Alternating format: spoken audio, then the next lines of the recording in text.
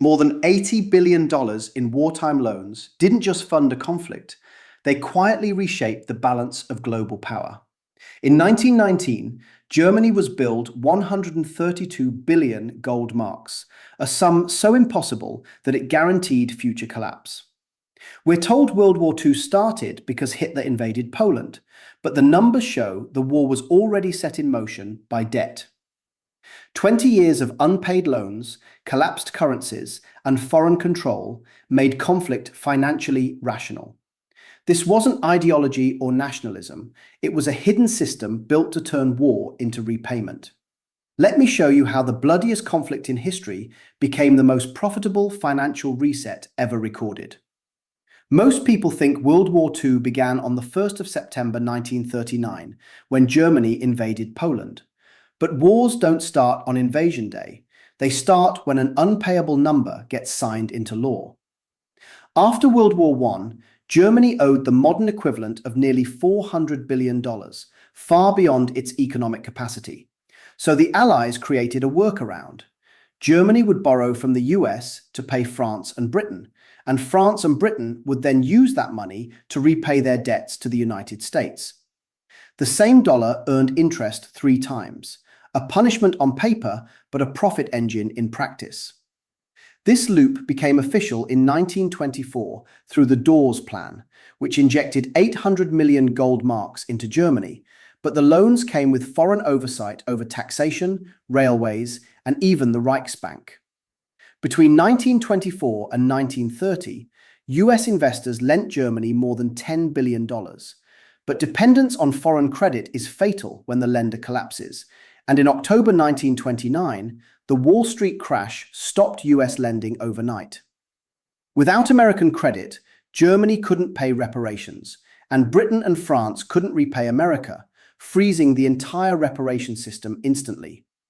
Inside Germany, unemployment exploded from 1.3 million to over 6 million in 4 years. Industrial production collapsed, banks failed, and hunger spread across the country. The Weimar government was blamed for a crisis it didn't cause but couldn't control, while foreign creditors faced their own disaster if Germany defaulted on billions in loans. They needed Germany to stay inside the system and keep paying, and in 1933, a man who promised discipline, order, and debt repayment arrived: Adolf Hitler. Hitler didn't rise on speeches alone. He rose on funding from IG Farben, Krupp, and Thyssen. Even during the Depression, foreign capital still flowed into key sectors, directed in part through the new Bank for International Settlements, which operated above national laws, in secrecy, moving money across borders. When Hitler became Chancellor, foreign investment in Germany didn't stop, it increased. American corporations deepened their ties. IBM provided tabulating machines. General Motors' Opel division built trucks essential for rearmament, and Standard Oil shared synthetic fuel technologies with IG Farben. Foreign investors saw Hitler as a stabilizer who would suppress communism, crush labor movements, and honor debts. But Germany's internal constraints were tightening. Raw materials and foreign currency were running out, and countries in Eastern Europe owed debts to German and Western creditors. Conquering neighbors meant seizing tax bases, factories, railways, and gold reserves. And occupation allowed Germany to erase old debts and rewrite economic rules. France, for example, was forced to pay enormous occupation costs, totaling billions of Reichsmarks, money that flowed straight into the German war machine and foreign obligations. Meanwhile, the Young Plan of 1929 scheduled German payments until 1988. And although the Depression froze these obligations, the financial logic remained. War, default, and restructuring became Germany's escape valve. As Germany plundered Europe, the financial center of gravity shifted to America.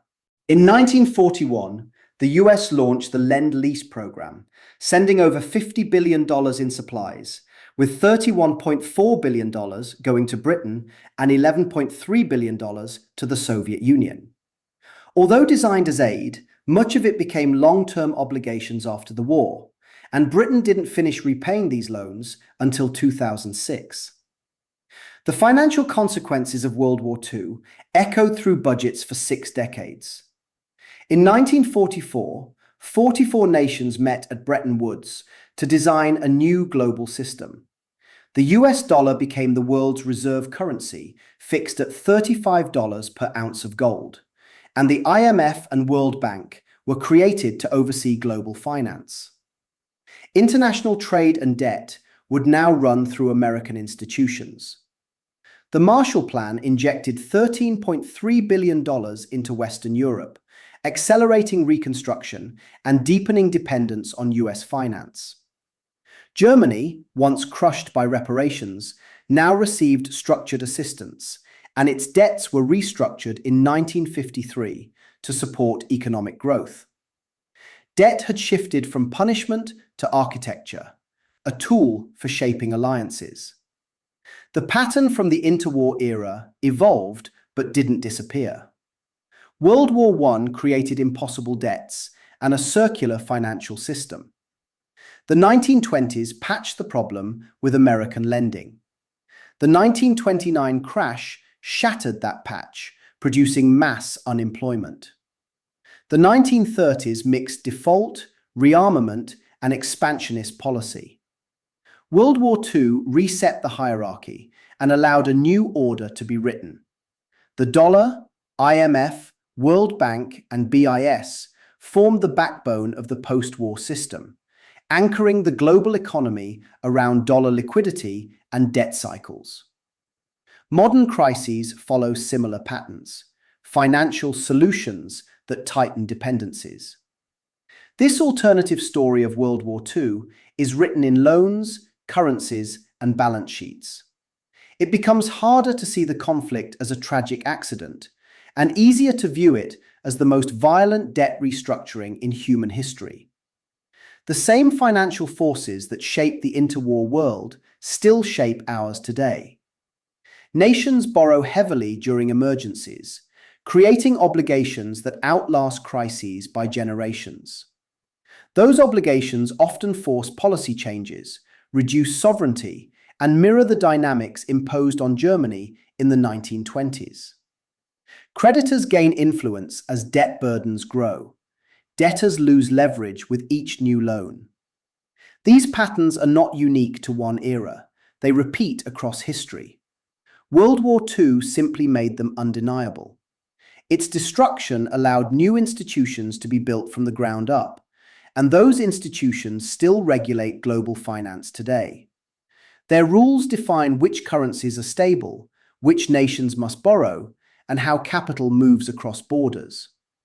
They influence exchange rates, sanctions, growth, crisis response, and geopolitical alignment. Debt is leverage. Leverage is influence. Influence shapes policy. This is the silent machinery beneath world politics. It links crises, wars, and restructuring. It links banks, central banks, and global institutions. It links the past to the present. World War II didn't just redraw borders, it redrew balance sheets. Those balance sheets determined power for the next century. They shaped America's rise, Europe's recovery, the East-West divide, and the vulnerabilities of developing nations. They shaped every major financial crisis since 1945. Debt was the hidden engine driving the conflict and the peace. Once you understand that, World War II becomes both a humanitarian catastrophe and a financial pivot, a moment where old systems broke, new ones were imposed, and global dominance was redefined. The banks didn't just survive World War II, they shaped the world that came after it. And now you see how they did it. You'll never look at global events the same way again.